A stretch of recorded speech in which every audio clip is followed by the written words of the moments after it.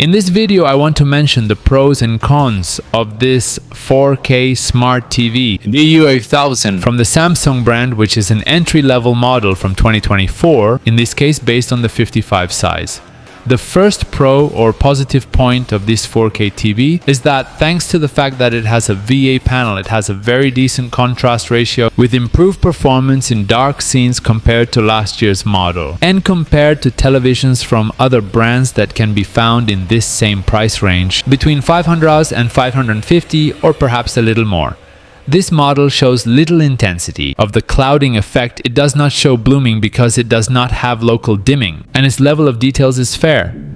The second positive point that is relative has to do with its Tizen operating system, which for some people is very loved. It has the one remote that can be charged via a solar panel or via a USB Type-C port. It is also important to mention that its remote control can be paired with some digital signal decoders, which is an advantage of this operating system. This TV allows the screen mirroring function with Android and Apple devices, in addition to the multi-view function.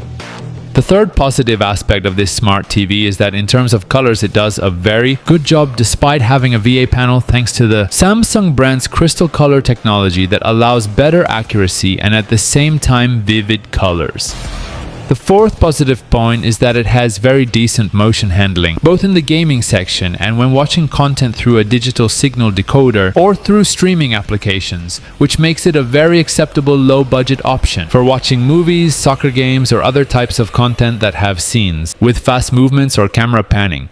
The fifth pro of this television is that although it does not have advanced gaming technologies to totally avoid the ghosting effect, it is still an acceptable option for those gamers who are not very demanding. In fact, the response times are not bad at all, as are the input lag times, which are great for almost every user. And in terms of picture quality, it shows very good results. The sixth pro of this Samsung DU8000 is that it has a decent gray color uniformity with very little dirty screen effect. So that will not be a problem, for example, when watching sports or other types of content with a lot of color volume. The seventh positive aspect is that, although it is not the best at counteracting natural light reflections because it has a VA panel and a low amount of brightness, it is at least acceptable for counteracting reflections from light sources.